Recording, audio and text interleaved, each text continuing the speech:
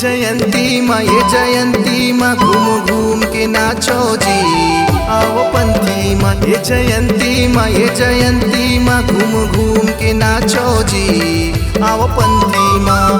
तन मन माझी उमंग हवे, देखिया मन सब दंग हवे। तन मन माझी उमंग हवे, देखिया मन सब दंग हवे। धूम मचे चारों कोती माँ।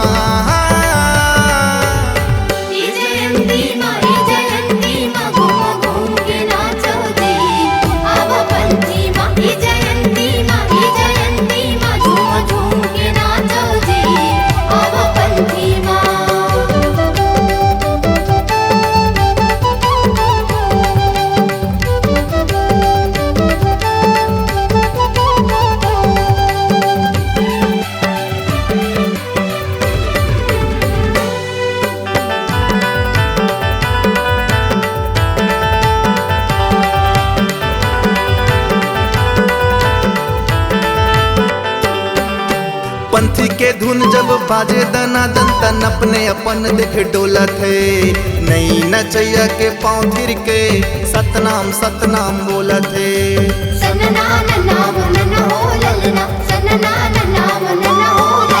कोनो नाचत है टोली बना के घर अंगना गाँव गली माँ।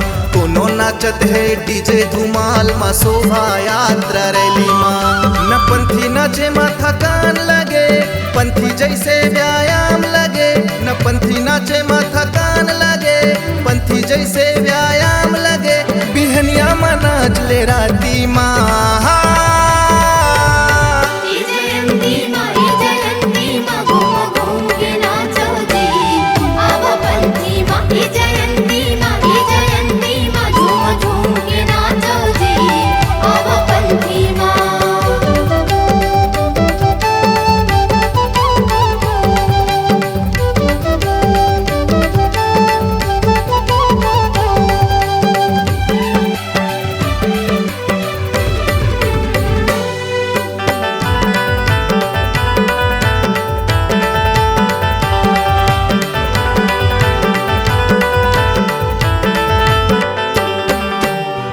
घासी के असीम कृपा से जिंदगी में खुशी आए है। कृपा को नो चमत्कार नो है, सतनाम आंदोलन चलाए है।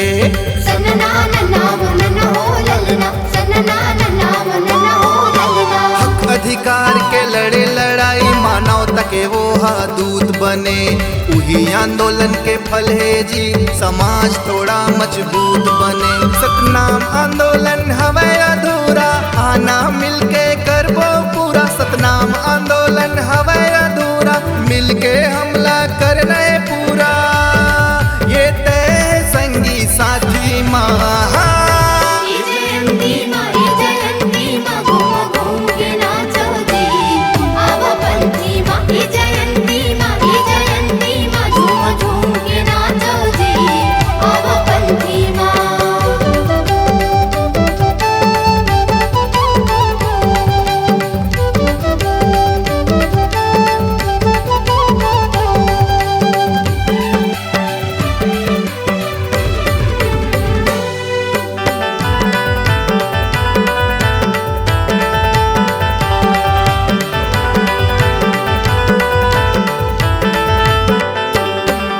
अधूरा आंदोलन ला पूरा करे पर शिक्षित होना जरूरी है। दशा दिशा ला तय करे पर जन्म भूमि की रोत पूरी है।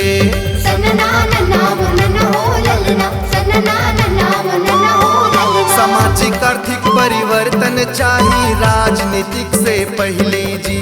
योजना सोचना खोजना है रोजना, जुर्मिल काम ला कर लीजिए। रिश्ता नाता सबला समझाना, समधी सगा जहाँ भी जाना। रिश्ता नाता सबला समझाना, समधी सगा में जहाँ भी जाना। छठी और काठी बाराती माँ।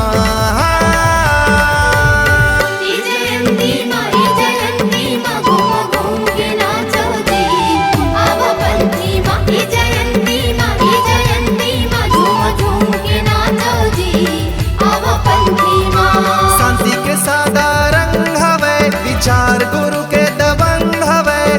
शांति के सादा रंग हवे, विचार गुरु के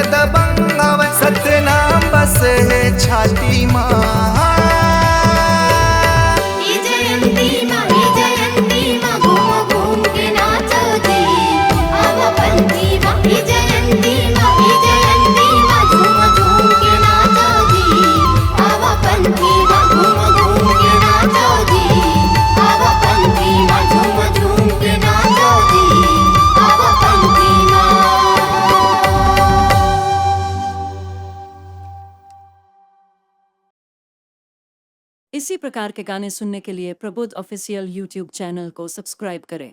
वीडियो को लाइक, शेयर और कमेंट ज़रूर करें। धन्यवाद।